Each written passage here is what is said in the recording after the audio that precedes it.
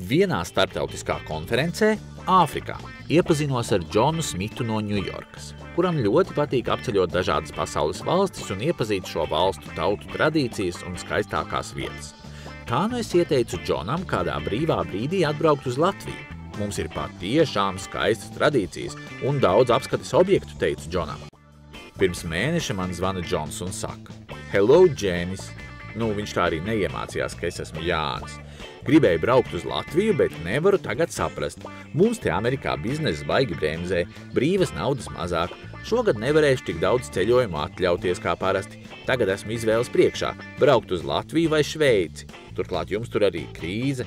Šveice, protams, ir skaista, es saku Džonam, taču vasarās tur amerikāņu vairāk nekā vietējo un cenas ojojoj. Toties te pie mums tu ieraudzīsi īstas dzīves skaistumu. Tikai jāzina, kur to meklēt.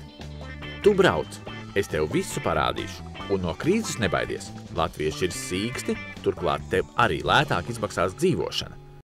Wow, Džēnies, saka mans ciemiņš. Te pie jums Latvijā ir tik superīgi. Tik daudz ko redzēt, tik sirsnīgi cilvēki un skaista daba. Es nekad savā Ņujorkas štatā neesmu pašbrūvētu alu dzēris un vēl kopā ar aļņiem. Labi, ka satiku tevi, jo bez tavas palīdzības es nekad nebūtu zinājis, ka Latvijā ir tik forši. Nākamgad tu atkal gaidi mani ciemos. Rezervēsim kādus 5 numuriņus šajā viesu namā, jo gribu atvest uz šejien arī draugus, kauliņus pasutināt.